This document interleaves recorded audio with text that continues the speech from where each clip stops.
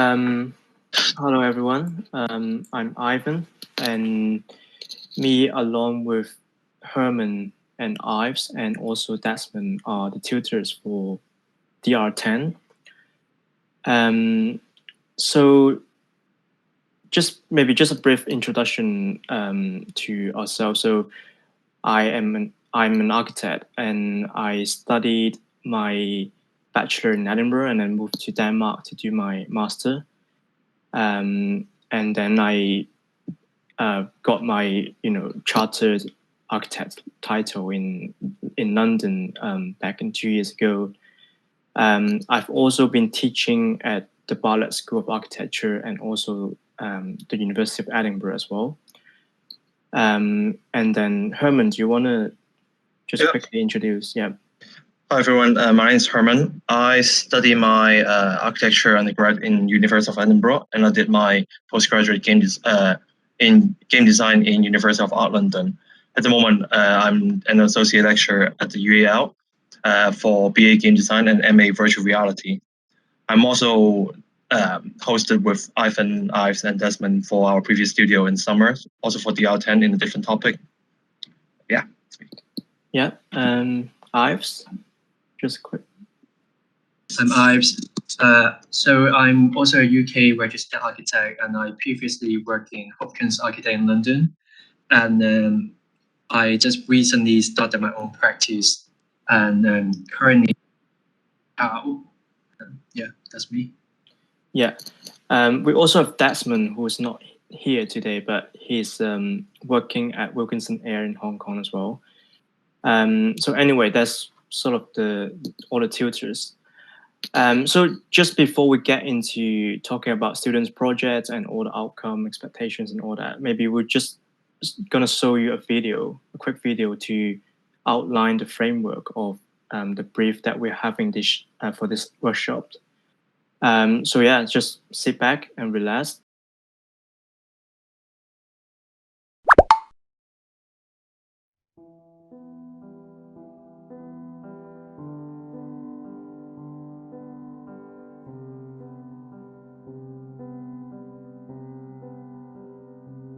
Humans' obsession with eternity has been widely recognized and discussed since prehistorical times. We fear expiry, aging, and dying.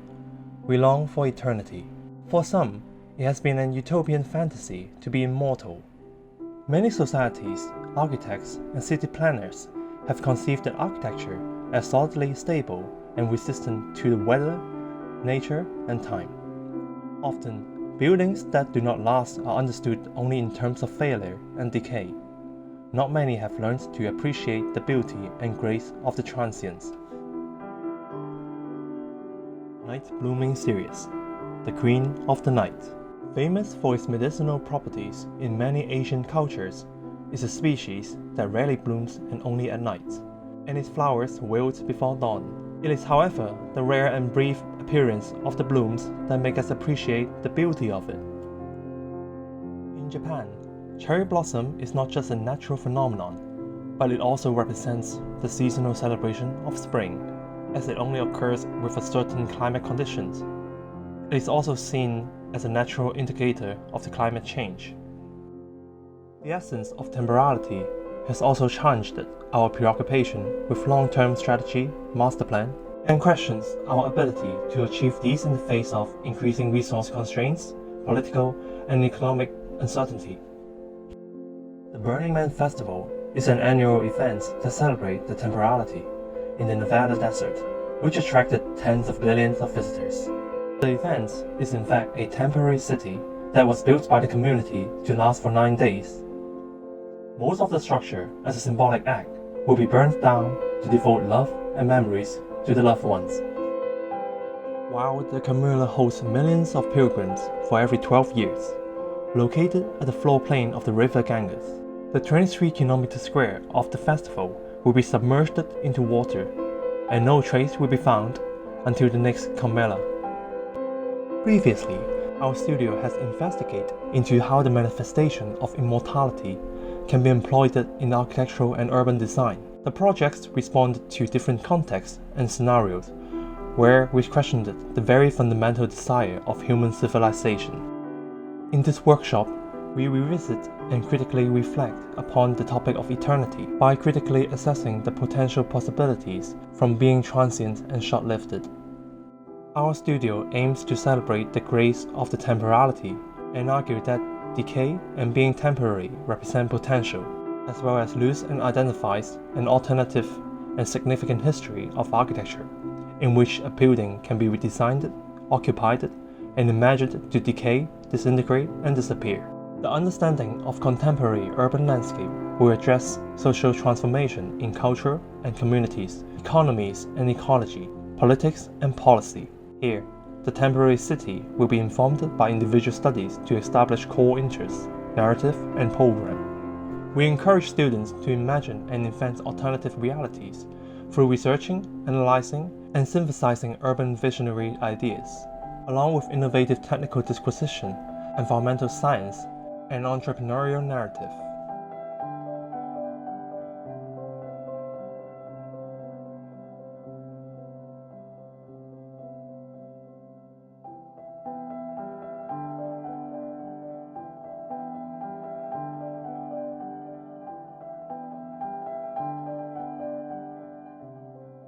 Yeah, okay.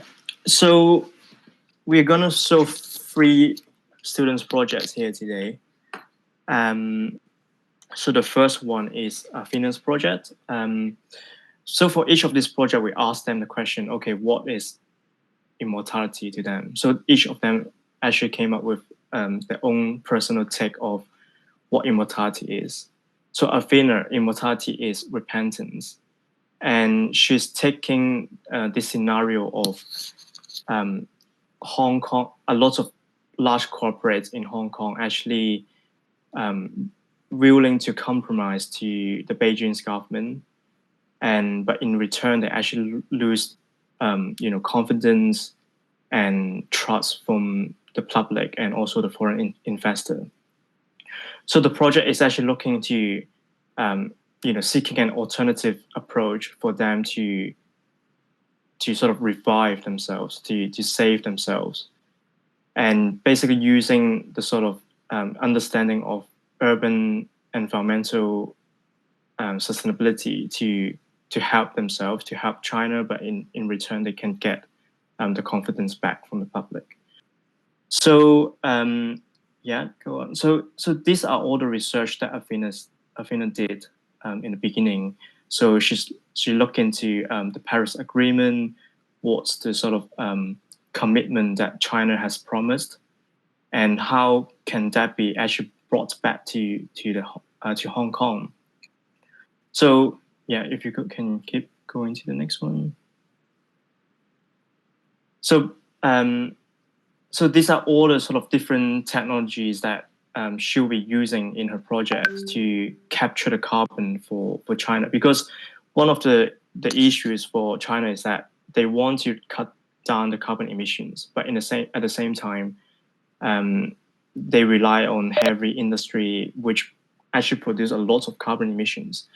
So the scenario that she set up is, what if Hong Kong actually becomes the carbon center to offset all this aggressive carbon emission in China, so that they can keep producing as much carbon as they want to, for the economic development. So okay, so this is all the background information on the carbon emissions. She set out all the scenarios, and then this is basically all the buildings, all the properties owners in Hong Kong that will participate in this scheme to save themselves, to save Hong Kong.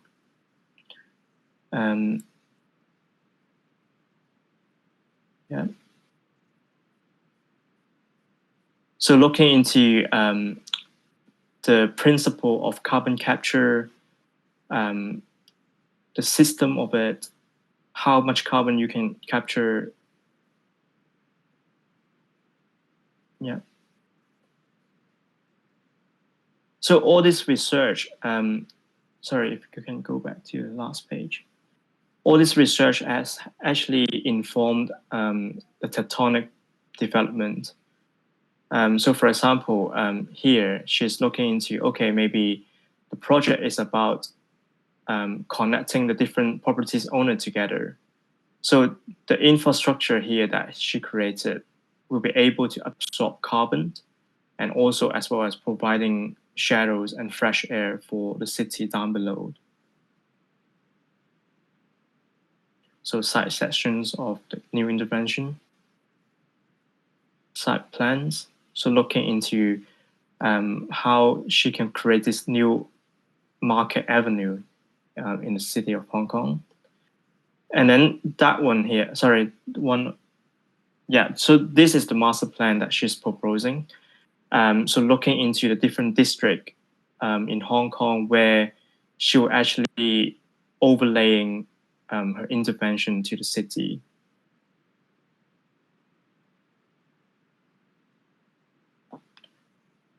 I think one of the key aspects in her project is also to try to use this sort of comic style, graphic novel sort of representational approach to talk about, you know, the narrative, the sort of phasing of the project, because her project is quite complex. You know, it deals with future political scenarios, economic aspect, and all that. So I think we try to push her to actually use the sort of graphic novel style to actually convey the narrative of it.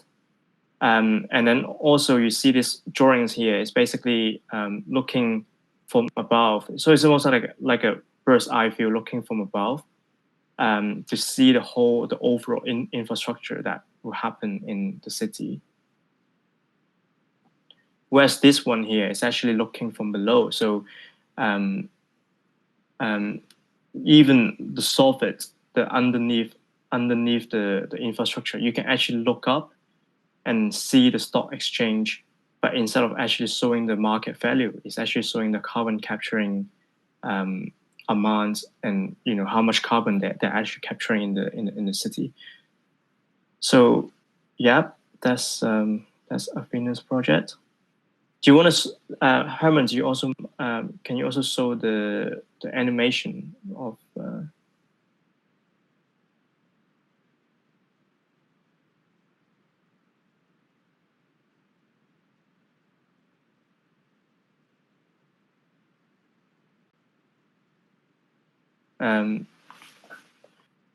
Well, maybe you can show that at the end. Okay. So and then it's Penny's project. Penny's project is in Singapore. Penny's project is a very personal touch of. It's almost like a personal reading of the city of Singapore.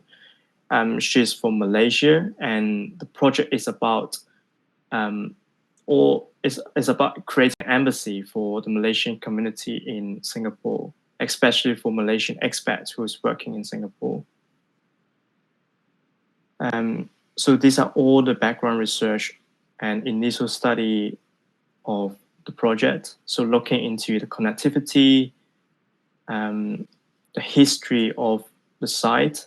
So she picked the site, which is an abandoned railway station in the city of Singapore, and also she looks into durian as, you know, the fruit, but it's more than just a fruit, because it also bears a really important symbolic meaning in the Malaysian community.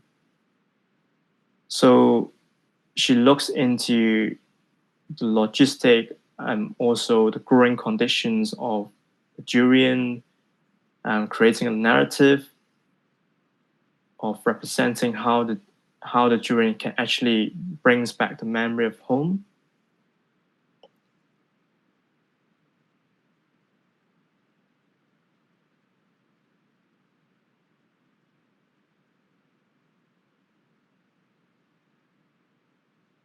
Yeah, so these are all the diagrams that she did. I mean, there's a lot more, but this is just a highlight of it. But basically, looking at the sort of the circulation and also the spaces, and also how the vernacular architecture in Malaysia actually became a reference to her architecture. So these are all the images that that sort of talks about her final architecture.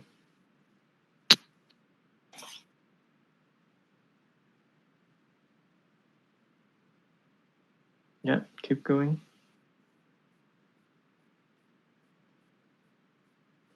Okay, and then Ben's project. So Ben's project is about using the Great Wall of China as a piece of infrastructure, and using that to sort of defend the national identity of Mongolia. So again, a lot of background research into the sort of technology and also the cultural aspect between Mongolia and China.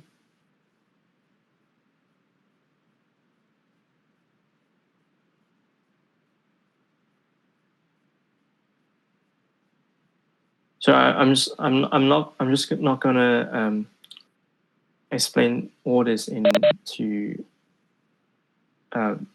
in very deep details, but just